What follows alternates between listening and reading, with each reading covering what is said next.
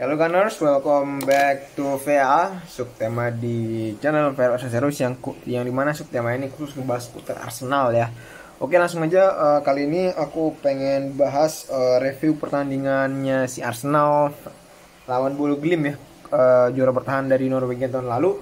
Sebelumnya sorry banget aku telat upload posting karena jujur li kalau bahasa orang sekarang itu benar-benar dari siang sampai malam itu ada sibuk kampus dan pagi juga telat bangun gara-gara nonton Arsenal juga sih, pagi telat bangun.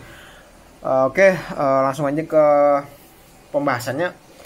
Kesimpulan aku taruh kesimpulan di awal kalau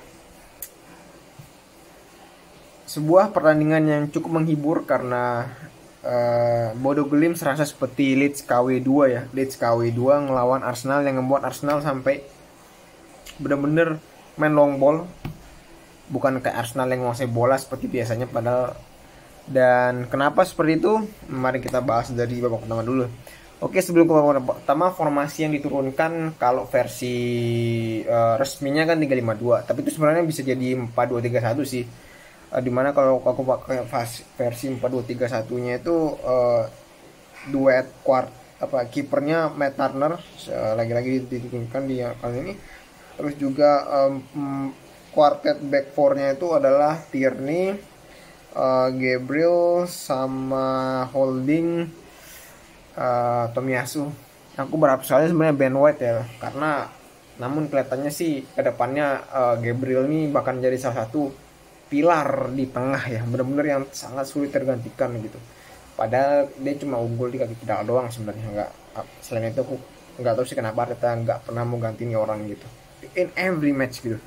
Dan kemudian ada duet tengahnya yakni Lokonga dan Zaka, di mana aku berharapnya sih duet tengahnya itu antara Partey atau Zinchenko. Kalau misalkan sama Zinchenko, Lokonga sebagai DM, kalau sama Partey Lokonga base sebagai Zaka gitu. Kemudian ada trio gelandang serangnya, atau ya gelandang serang lah, itu si Martinelli, lagi-lagi Martinelli ya, dan terus Vieira sama Marquinhos, dan strikernya ada khususnya sang Tuan Nketiah gitu.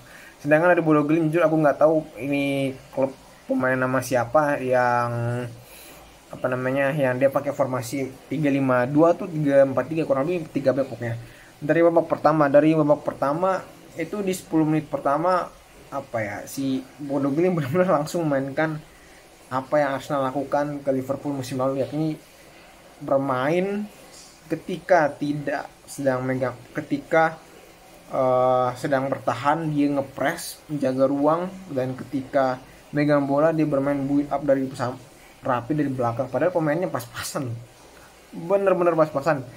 Tapi proses bagaimana dia ngebuild up dari belakang sampai itu yang ngebuat kayak tim ini permainannya tuh enak ditonton gitu, cukup enak ditonton. Sedangkan dari Arsenal terpaksa main long ball dan counter attack, padahal Arsenal kan lebih terkenal position base-nya kan, tapi benar-benar dipaksa bermain seperti itu gitu di babak pertama.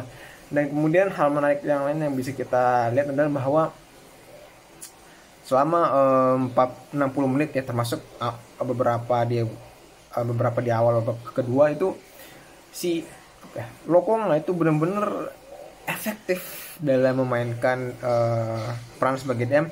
Namun satu hal yang aku nggak tahu kenapa ya, setiap Lokong main pasti hal ini selalu terjadi di lini tengah Arsenal, yakni beberapa pemain-pemain tuh agak ragu kalau ngoper si Lokong, entah nggak tahu kenapa. Beda sama Partey, kalau Partey tuh mesti selalu ada yang ngoper dia, dan juga kelebihannya Partey main Lokong, memang Partey tuh lebih bisa kasih terupas ke depan, kalau ke depan setelah recover bola, kalau nggak habis di press, kalau nggak dia bisa ngedribbling ke depan gitu. Beda sama Lokonga yang kayak lebih, kalau Lokonga tuh lebih ke ngasih umpan akurat, tapi lebih ke sisi permainan, jarang dia mengasih ke terupas gitu. Itu biasanya Zaka yang memainkan peran itu, kalau misalkan agak turun ke bawah buat jemput bola untuk ngasih bola terupas ke depan maupun dribbling ke depan. Kalau misalkan Zaka itu si Lokonga main, maka Zaka akan melakukan peran seperti itu gitu. Beda sama si ketika Partey main.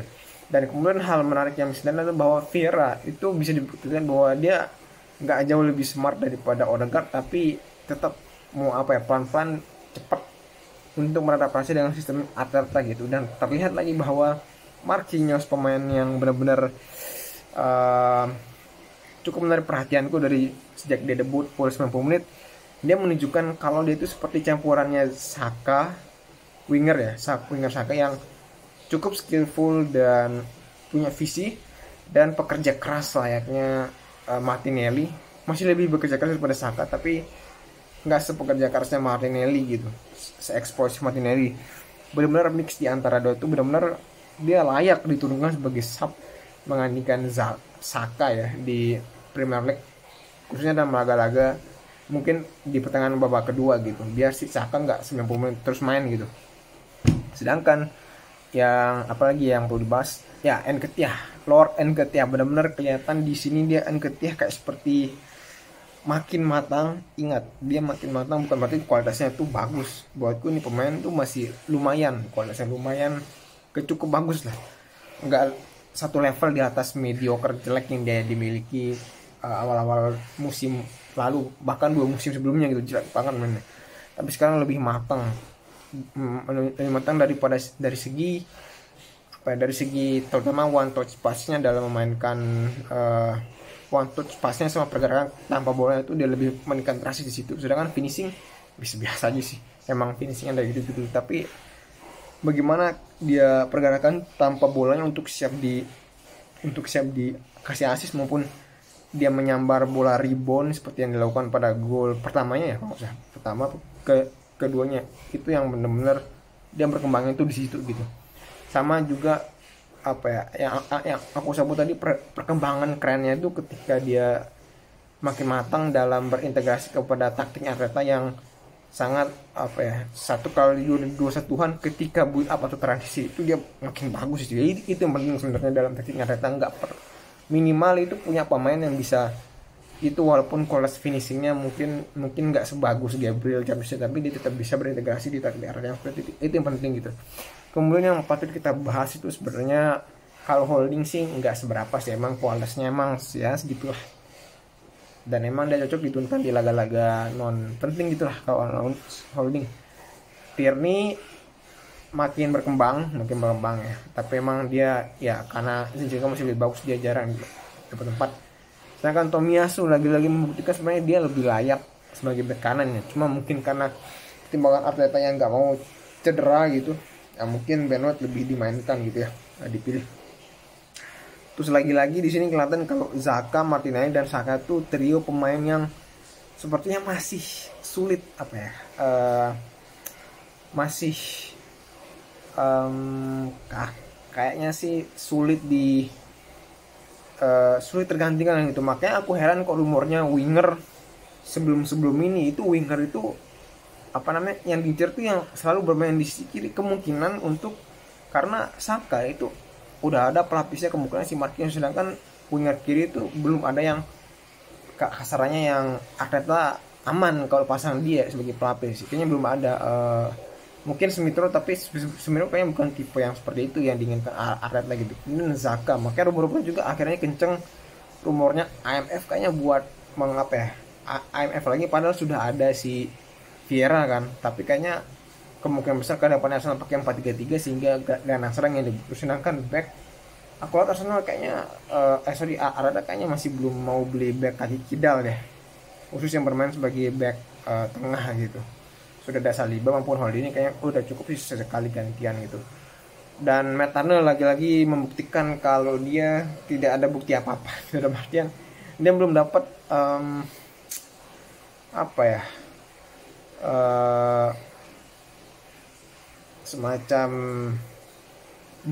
belum kelihatan kualitasnya seperti apa, khususnya dalam segi refleks maupun one on one dengan musuh ya, itu musuhnya masih counter lagi nih ya, jadinya kurang kelihatan.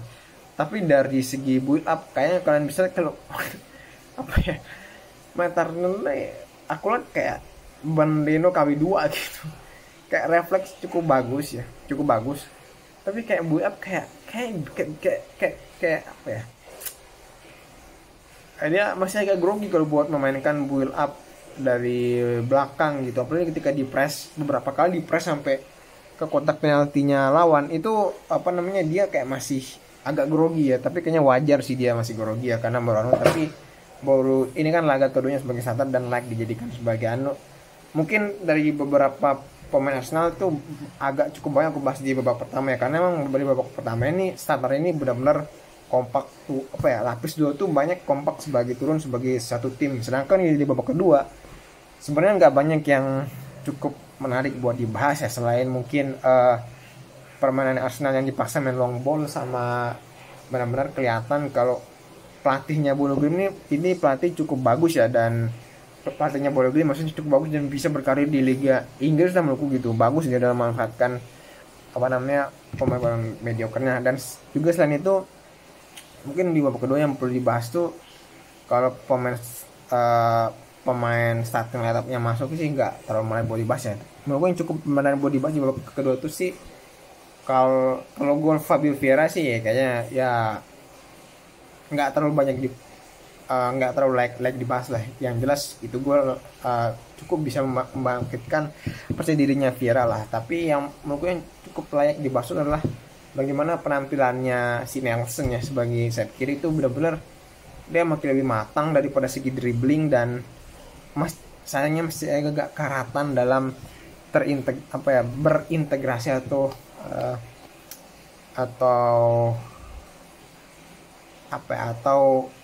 bersatu dengan taktiknya Arteta, terutama dalam sisi transisi ya, di mana dia agak seperti kaku, bingung mau ngoper kemana maupun memposisikan diri kemana ketika sedang transisi.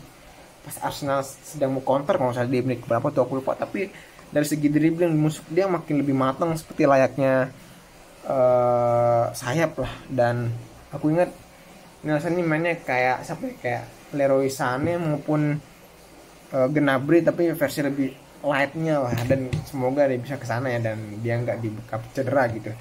Sehingga kalau misalkan si ini bagus, sebenarnya Arsenal nggak perlu nyari winger kiri sih kalau misalkan ini si Nelson bagus.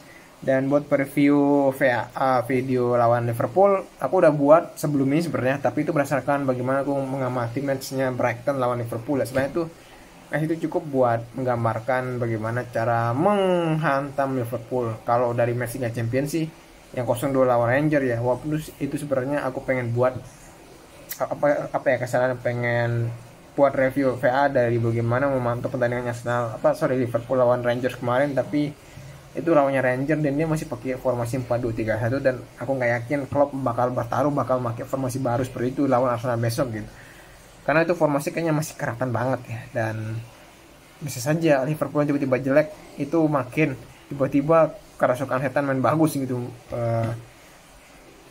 pakaian, makanya jangan kaget gitu aja sih. Dan ya expect the worst lah, minimal Arsenal bisa ngelawan lah, dan juga kebobolannya nggak lebih dari selisih 2 gitu, baik itu 4-2 maupun 5-3 gitu, maupun 2-0 itu oke. Emang Arsenal belum sebagus gitu buat ngelawan, belum seterbukti itu buat ngelawan klub gede kayak Liverpool sama City. Oke, sekian dari aku Vero, see you in the next video. Bye.